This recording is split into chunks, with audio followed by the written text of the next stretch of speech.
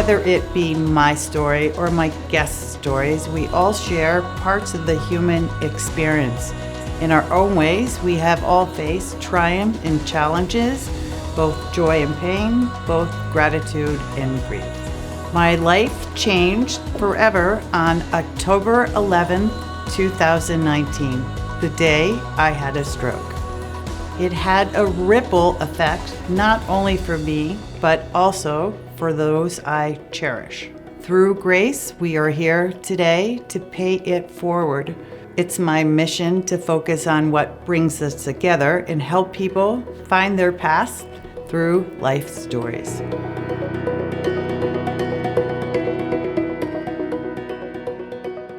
To hear that Laura Stack has been described as a woman with an unstoppable drive would be an understatement. She is best known as the Productivity Pro. She is a Hall of Famer speaker and corporate spokesperson for many major brands and a best-selling author of 8 books. On November 20th, 2019, Laura experienced a life-changing event. Laura's son, Johnny, died by suicide. As a mother myself, my deepest heartfelt sympathies go out to Laura and her family. Her drive to get the message out about Johnny's story is truly admirable. I always say that everyone has a story, and Laura clearly has a moving one. Thank you for being here, and I'm gonna apologize if I cry. That's okay. I do all the time. Questions, you don't have to answer all my questions. So you're a wife, mother of 3. And before Johnny's accident, you had a life of what? Well, life was very easy, simple, luxurious, comfortable. I thought everything was fine and normal until our son found marijuana. So we are a suburban, Christian, tight-knit, adventurous family. You know, all of the things that you hear about that are protective factors, I would say that was our family. I work from home. My husband works from home. We were always there. Our son got a 4.0 GPA. He was very active in sports, played the piano, played the guitar, had a brown belt in karate, volunteered. We taught Sunday school as a family, taught 4-year-olds. We'd go on vacations. I mean, everything that you can imagine that would be a protective factor for a child, that was our family. Okay, so I have to ask, what happened? Well, in Colorado, marijuana became legal recreationally in 2012. Johnny was born in 2000, so he was 12 years old at the time. And when it was commercialized, it was 2014, and he was a freshman in high school. So he has a friend who lived on our street who has a big brother who was 18. Now, that's a magical number in Colorado because at 18 years old, you can go to what they call the pot shop doctor, and you make up some kind of malady like a migraine or a backache or something that can't be proven. And the doctor, for several $100s, will sell you your shiny red new medical marijuana card.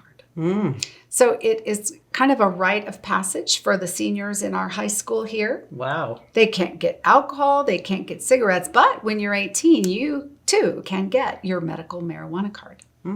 So his brother had a card and had some marijuana at the party that he attended, and he went there and they all wanted to try to get high.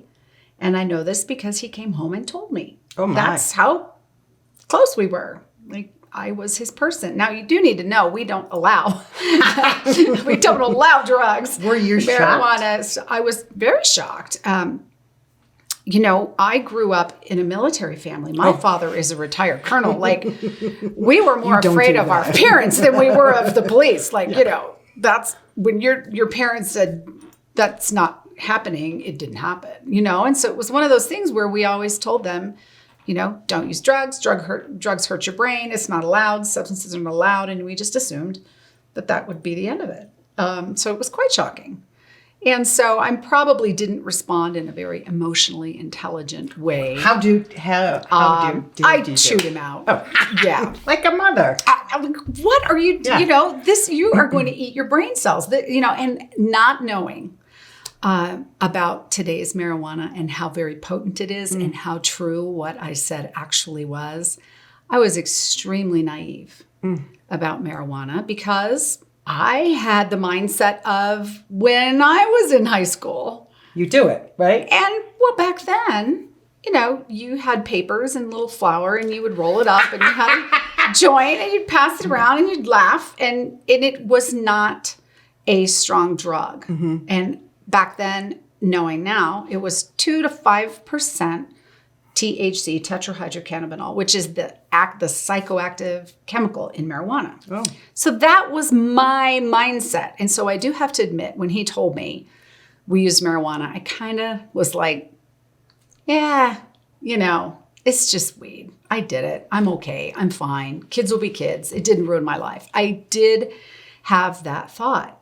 Okay, so... But... You chew him out and you expected he's not going to do it anymore. I thought that would be the end of it, because I'm the mother.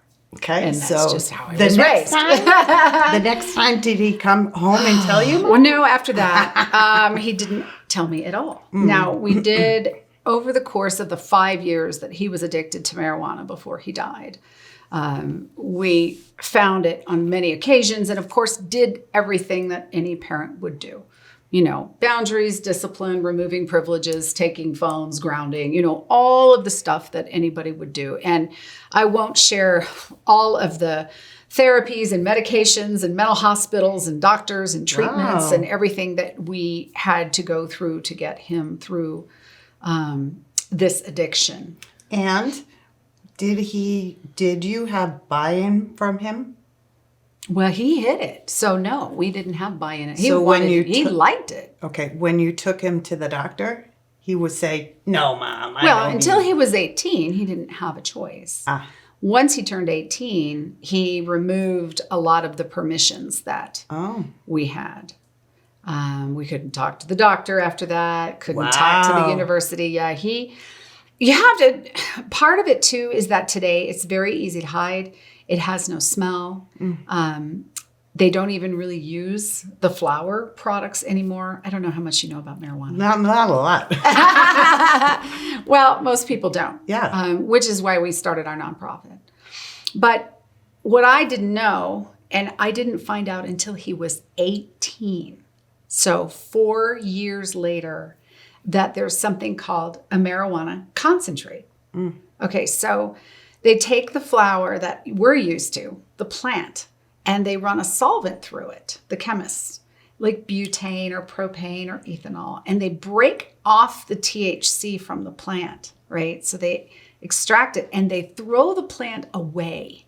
Okay, so there's nothing natural left. It's just the raw chemical and the solvent. And they filter it and extract it and they turn it into various substances, much like you can do with vodka. You've heard of distilled, triple distilled, right? Vodka. I can relate to that. Okay, there you go. I'm like, let me talk in language you can maybe understand. So they take a concentrate that's like 60% and they can distill it, say, into a vape, which is now 90% up to 99. One manufacturer says that they have a pure THC vape cartridge. So in other words, they take all the drug out of the plant that make you high, and they make products just out of that. And we do have a scientific advisory board for our nonprofit because I'm not a clinician, but I've had to learn all of this. And we first discovered that our son was using these dabs. Dabbing is the verb for inhaling a concentrated marijuana product. You just take a dab. So it's called dab. You just need such a small amount because it's so potent. And they use a blowtorch and heat up the rig or a nail, and they tap it to it, and you inhale the vapors. It's extremely potent, extremely toxic. You get very high, very fast. And kids don't know how dangerous these products are for their brains. See, and so this is where it's tricky, because in Colorado, there's also, medical marijuana. And I have talked with parents, one, for example, whose son had extreme seizures. I'm talking hundreds a day, and was able to use a little bit of THC drops, never smoked, never dabbed, never vaped. I'm talking about some distillate, and was able to control the seizures to just a few times a day. I don't have any problem with that, right? And when you have a child who needs it, you're not talking about that, right? So this is like one end of the spectrum. We're talking about the other end of the spectrum. Children whose brains are still forming, who are making it up that they have some sort of chronic debilitating disease, which they don't, because they simply want to get high. And they're using it recreationally, illegally, by going and getting these medical marijuana cards. There are always consequences when your brain is forming and you put the THC in the brain. And this is something I've had to learn. Is it addictive? It's extremely addictive. So, that's what a lot of people don't understand. Because, see, they're thinking Woodstock, right? Peace and love. And in the 60s, 70s, 80s, 90s, even into the early 2000s, weed was really weak, right? Really weak, didn't cause the problems that we see now, didn't cause psychosis, didn't cause things like cannabis hyperemesis syndrome, CHS, what they call scromiting, meaning screaming and vomiting at the same time. Because it's so potent, the kids are in the emergency room vomiting uncontrollably. Is that not a wake-up call? Some kids are so addicted. And this was the problem. Even when Johnny would quit using, go through a whole mental hospital stay, right? Have to stay there for 3 weeks, which is how long it takes for THC to get out of your system. Unlike alcohol, which is water soluble. 1 day in a hangover, THC, 3 weeks in your blood, continuing to leach out of your fat. It takes a long time to get marijuana out of your system. And because it's so potent, their THC levels are off the chart in their blood. And so he would sober up and would be fine and would recover. And then he just couldn't help himself. Even after months and months of sobriety, would go right back to how did that affect your family? The other kids? Your husband? We have 2 other children. Our daughter is 5 years older than him. So she was pretty much out of the house by the time this all started. But we have a younger son. And Johnny held it together for the first 3 years. From the time he started at 14 until he was a senior in high school, he maintained his 4.0 GPA. And this is where a lot of parents are like, well, that would never happen to my kid. My kid's, my kid's smart. My kid has a 4.0. My kid goes to church. And it's like, yeah, so did mine. But then things started to deteriorate. The addiction started to really catch up with him, and he couldn't fake it anymore. He became very defiant. His senior year of high school, he held it together until then. And he started giving up some of the activities that he used to be involved in. And that was like, okay, well, and you don't want to run cross country anymore. Okay. And we would allow it, because what are we going to do? Throw him over our back and take him to school and make him do it, And so we just didn't suspect that he was as addicted to it as he was. But then he ran away for a couple of weeks when he was a senior in high school. He stopped following the rules. He would not listen to us. And sadly, marijuana can make you, he started to become verbally abusive. And I was his person. I'm his mom, right? And, when you hear a lot of the F you, and this did not go, my husband's a second-degree black belt. This is just not a good situation. And plus, we had our son at home. And so when he turned 18, he moved out. And he took all of his savings, which he had saved. He was a great saver, and then he was going to take to college. And he moved up into a house up the road, rented a room, and finished high school. He had a scholarship. He could have had the most wonderful future. He had a perfect SAT score in math, 800 out of 800. Okay. This is a brilliant child. Okay. What did you say when he moved up the road? There was nothing I could do. He was 18. Oh, my. He said, I'm 18. You can't tell me what to do. I'm leaving. I'm going to go move here and I'm going to use marijuana and I am not going to school. And he didn't. And he didn't go to school. And he got 3 Ds his last semester of high school. But his GPA was so high, 4.2, that he still graduated with honors, 3.2, with honor cords around his neck, high as a kite. Okay, as a mother, I know. Like, it just now what do you It was do? horrible. It was There's nothing to do. He went to Colorado State University on his scholarship. What was I going to call the police? My own kid. It's like worse there. All the drug dealers. Then I'm like, oh great. Then he gets into heroin. Crack, whatever. And so we didn't call the police. And he went to school and went to his Colorado State University on his scholarship. And he was there for about 2 weeks. And he had a roommate who had moved to Colorado from Michigan to use marijuana because it was legal. Yeah. So great roommate. Thanks. And his parents paid for Oh, yeah. His parents were all over this.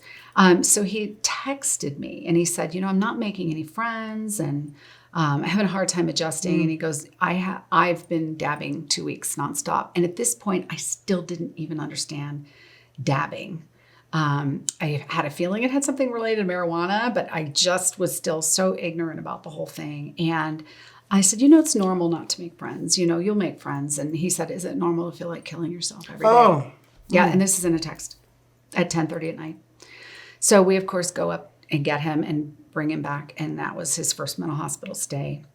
And he lost his scholarship, had to withdraw. He was just so high on marijuana from using it nonstop 2 weeks.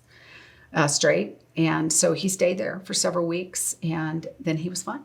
He totally recovered. He was normal. He was happy. He was like my son again. Once the THC was actually out of his body for the first time in all those years, he was a normal, great young man. Okay. So how did you feel in between the roller coaster? Did you talk about it with your friends? Were you embarrassed? Oh, yeah. No, I didn't talk about it with everybody, but with my friends, oh yeah. They all knew what was going on. And they said, oh my God. What do you do? Yeah. You listen, you support, but unless you're in the throes of a child who's addicted to drugs or who has mental illness it's hard to relate. Yeah. So I didn't talk to everybody about it, but it was such it was 5 years of dealing with this. Yeah. And so you don't want to always be that person.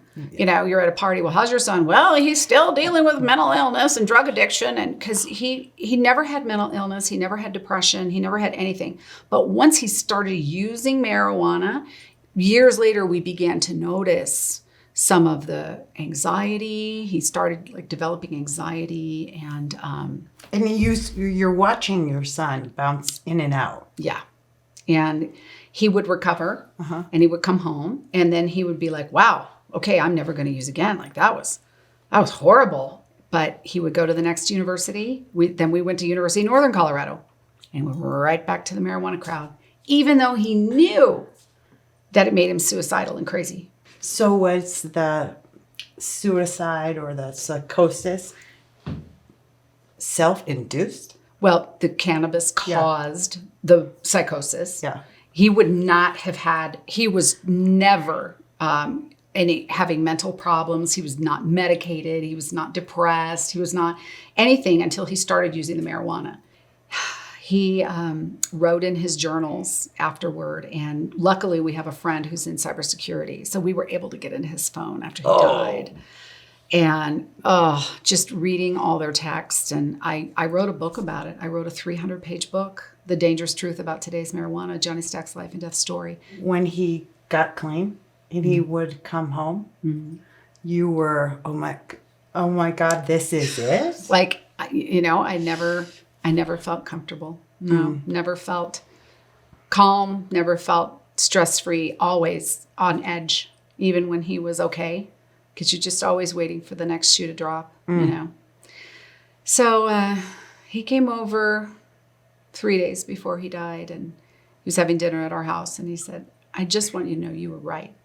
And I was like, about what? What are we talking about? What are we talking about? I'm right about everything. No. And I said, about what? And he said, about the marijuana. He said, you told me that it would hurt my brain, and it has ruined my mind and my life. And he said he was sorry. And he said, I love you. And then he jumped off a building. He couldn't deal with the... But he knew to tell you that he loved you. He did. That I think that he did. Yeah. And I didn't know he was suicidal because, I thought he would tell me because he did the first time. Yeah. It sounds like you were his go-to. Oh, I was his person, which also meant I was his punching bag, Yeah. but I was his person because he knew I'd always love him.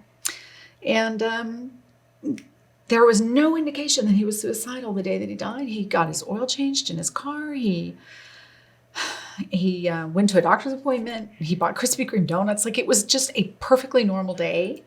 And we read in his journal that he had stopped taking his medication. Oh.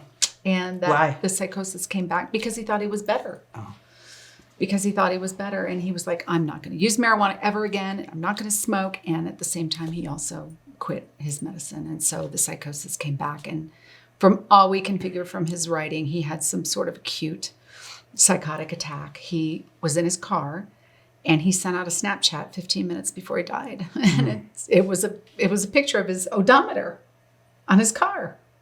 And the snap said 1336661. It was a picture of his odometer, 1336661. And the best we can figure is he thought that was magical in some way, like the threes adding up, front and back. We don't know. But he said, for every action, there is an equal and opposite reaction.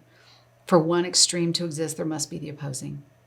What does that mean? It means nothing. It is the complete delusional ranting of a very sick young man whose brain was completely ruined.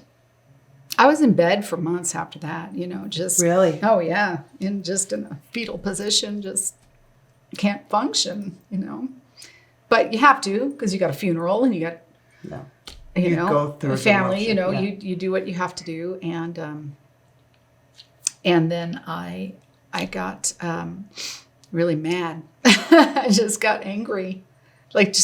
How can this happen? How can, this industry take my child? And granted, he made really bad decisions. But he's a kid. But he's a kid. Yeah. And it's such a predatory industry, and it's all about addiction for profit. And they're coming after our kids, and this stuff is poison. So that's why I just said, you know what? I am just not going to tolerate this happening to my son and not saying anything. And I got mad and I started talking about it on Facebook. I put one post on there and I just said, do you know what a dab is? And I put some links and it got 20,000 shares. And I went, oh, this is nobody knows about this. And all the comments, I got 3,000 comments and they were basically like, I have no idea what you're talking about. So one thing led to another, mostly parents, mothers, fathers too, and grandparents, but also teachers, counselors, law enforcement, anybody who works with children. They're all like, what? And I would put pictures up. And they were like, what is this? Looks like candy, looks like sugar, looks like a ribbon, looks like, and it's like, this is marijuana. We have 3,300 ambassadors already. Wow. For Johnny's Ambassadors. A lot of people. What is Johnny's Ambassadors? Well, so we are sharing Johnny's warning that marijuana ruined my mind and my life. And that is the big push for Johnny's Ambassadors. And so our mission is educating parents, teens, grandparents, anyone involved with children, and also the teens themselves. About the dangers of today's high-potency marijuana, especially on adolescent brain development and mental illness and suicide. There's a 5-fold increase in psychosis in youth who use marijuana and a 7-fold increase in suicidality. And suicide is the #1 cause of death in Colorado, youth ages 15 through 19, and 51% of them have THC in their blood when they die. Oh, my God. Wow. Yeah. So can we help you raise money? We can absolutely. Johnny'sAmbassadors.org. We happily take donations, and we have a lot of donors whose children and grandchildren have been impacted by marijuana, who are very committed to our cause. And not all of them die. Thankfully, many of them recover from their marijuana use. And if they have an episode of psychosis and they stop using and they are 100% sober and do not use again, then they have a very strong chance that they won't have any more psychosis. So I would say half of them recover and are fine. Yeah. So what is going to be your legacy? Well, I'm trying to just keep Johnny's spirit alive, And you will. Yeah. You and he deserve that. Yeah. I think that's something really important that he could do in the world. So I just want to help him. Good for you, honey. Thank you for being here. Thank you for having me. My pleasure. Yeah. Do you have a story to share? I'd love to hear from you. Please visit LoriCorken.com. There you will find more stories like the one you heard today with our series, The Power of a Voice.